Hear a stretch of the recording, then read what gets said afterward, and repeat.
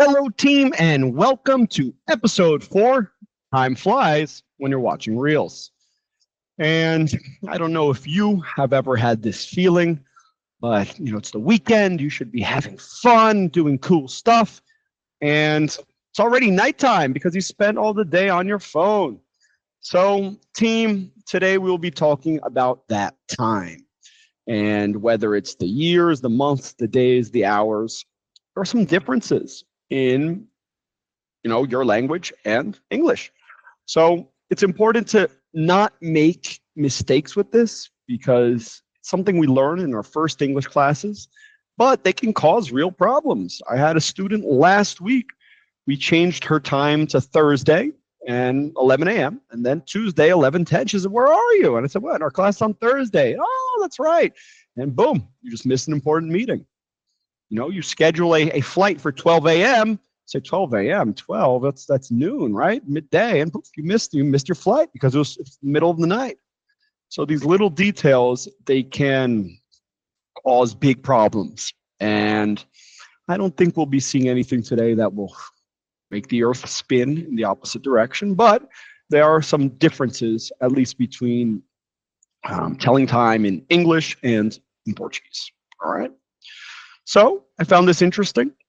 This is a diagram of how the different areas of the world organize their time. And while I think it is the silliest, my brain works in this US format. It's the way I grew up. So if you tell me a date, I will think month first, and this can be dangerous. So for example, let's say that you say, my birthday is 4/10. And then the person says, "Okay, so it's April 10th. Or wait, is it October 4th? And it can be a big difference. So make sure you know what time they're using. Also, I like this East Asian style. It's just so nice and organized. And something that I think is cool is people's preferences with this AM and PM time versus the 24-hour one. I think it doesn't make much sense that we start at 12 a.m., but I am a fan of the AM PM time. How about you? Do you prefer AM PM or 24-hour time?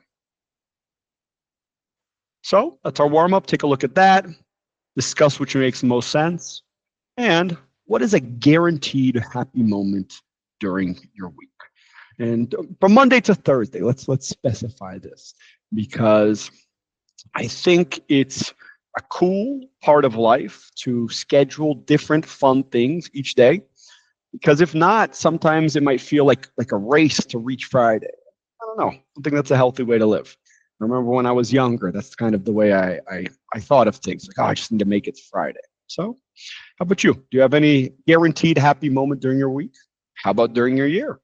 The first time we scheduled a trip in a few months. And it's cool talking about it, already feeling pre-happy before we even go. So how about you? What's something cool scheduled for your 2025? And the way I organize this, I picked 3 points related to years, 3 points related to days, and 3 points related to times. And let's take a look. Starting with the big one, years. So in English, we can say the 90s. Best decade ever. The 80s, the 70s, 60s, best music ever. But we can't do this in Portuguese. So when you talk about a decade, it's common for us to just say the 90s, the 80s, the 70s. And when you will talk about a year, say it in 2 parts. 1987. Because if you say the year is 1987, unless you say the year, I will never imagine that's what you're talking about. It's just so much more common to hear 2 and 2. Then we reached the year 2000, and the computers did not all explode like the Y2K stories told us, but we did have to change the way we talk about the years, because we are not saying 2000 or 2001. You can say, I guess, sometimes I'll hear 2001, 2003, for example, this number, 2009, but it's much more common for us to say the full number there, 2000, 2001, 2002. And then we reached 2010, we went back to the 2 and 2. So 2010, 2011. These are the days of the week. In my experience as an English teacher, the ones that people mix up, Sunday and Monday. Sometimes I'll get a student who they'll flip Sunday and Monday, and Tuesday and Thursday. Tuesday and Thursday, that's the most common one. Nobody ever gets Friday wrong. Friday and Saturday, everybody knows those two. But Tuesday and Thursday, I get a lot of mistakes with those. And surprisingly, I think Sunday and Monday. I guess because they sound maybe similar.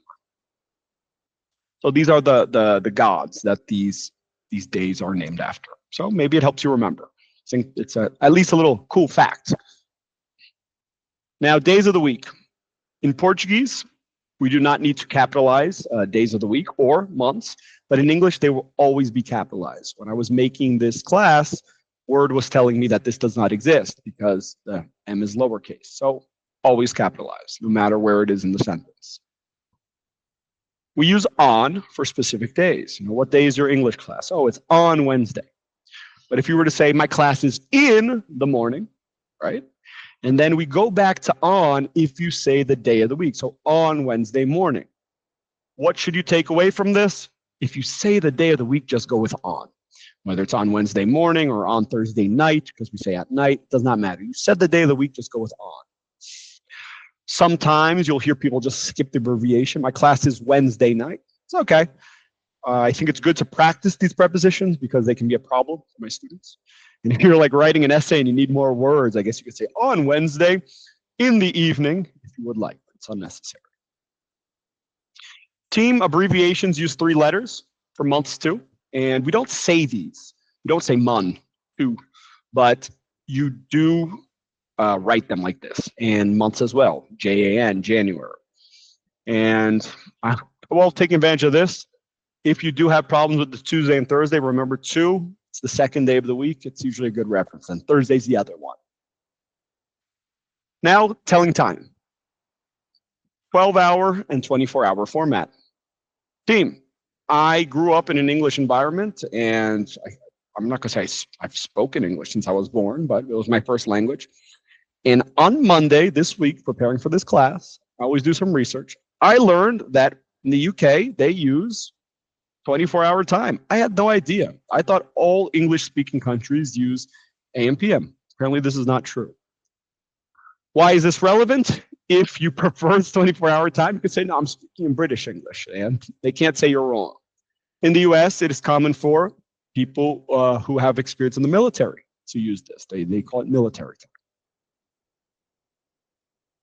Team, a clock for exact hours. This may seem obvious for some of you, but I often hear, for example, 5:30 o'clock. You cannot say that. A clock stands for on the clock, so it's 00. And I guess you could say like 5 a.m., 5 p.m. It's a little bit less common to hear 5 o'clock p.m. I guess you could, it's just less common. This last one, I used to teach a class about this with past and to, and it's one of those things that I don't think helps. I think it's easier to say 3:30 than 3:30. It would be great if you could say 3:30, but you can't. So up to 30, you say past, for example, 10 past 3. 3:15 if it was 15, 3:30, and then after you pass the middle, then we go to the next number. So 10 to 4 would be 3:50. Those are the points that I have for you. I don't think they're anything earth-shattering, but some good things to remember. It's important to remind ourselves of these details. And a curiosity that some of my students like. Most people know noon and midnight. But how about dawn and dusk? Dawn is 6 a.m., sunrise, and dusk, 6 p.m., sundown. And I remember Dawn from Buffy the Vampire Slayer, one of the most hated characters on television. I never met a Dawn afterwards. I think people stopped because of her. She almost destroyed the world. So what time do you wake up? Wake up at 5:15-ish. And I'm trying to teach myself to wake up without an alarm. It's not been completely successful. What is your favorite season? The colder, the better. I like the cold, especially in Brazil. Cold in the US, I guess, can be a little bit aggressive up in New York, but colder, the better. And my least favorite month is probably November. I've noticed that people seem to be a little bit short fused. They're a little bit more angry, a little angrier in November. So maybe that's my least favorite. Team, glimmers. I love this. And I learned this maybe 2 or 3 years ago. And since then, I've included this in one class each year. Because I think therapists, they make a lot of money with triggers, the bad things, the things that make you feel not 100%. But we don't spend enough time focusing on the good stuff, the happy moments in our day. And I'll give you an example. On Wednesday, I had class, and one of my students, Saulo, he was preparing a cup of coffee, and when he arrived, he smelled that coffee. I could see on his face, it was important to him. He really wanted that cup of coffee. And that's a glimmer, it's that moment where you're like, oh, everything's okay in the world. So thank you, Mr. Saulo, for sharing that with me. But it was cool to see. And I think it's important for us to identify these. People with dogs, you get home, the dog's super happy. Maybe you have one night a week where you kind of break away from your diet. But try thinking about your week. What makes Monday different than Tuesday, different than Wednesday, different than Thursday? And these are some of mine, the way that we kind of break up the week here at home. And our talking points. Anybody who went to the gym this week might have seen this preparation for the Royal Rumble. It was packed, everybody returning from their vacations, getting ready for Carnival. And the talking point this week is exercise. Best time to exercise. Personally, I like about an hour after lunch. I feel strong. But if I were to do some cardio, probably before lunch. I like the cold to exercise and different things. Anything with one leg.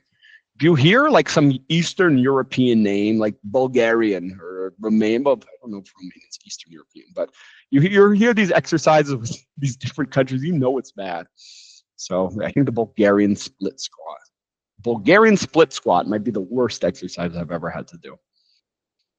And last up, your challenge. Team, 1 week sprint. I think anybody who has a serious habit, at some point they did it every day. Because I'll give you an example. If you run once a week, you're dying every week because you have too much time to kind of get unprepared for your run. If you go 2 or 3 times, it feels easier. And I think it's the same thing holds true with English. 1 class a week is not enough. But 1 class with something that you do every day, boom, you'll see the results. So this is the final episode from our first chapter about routine. And if you haven't by now, it's time to pick something. Pick one little thing. Remember, simple inputs, and do it once a day for a week. When I say a week, I don't count Saturday and Sunday. You're good. But like say 5 days a week. And then you tell me if you don't see the results. All right, team? Thank you. Let me see. Let me pick one more. Well, I guess I answered 9. But all right. Team, thank you. It's always a pleasure. And I hope to see you in class. Thank you.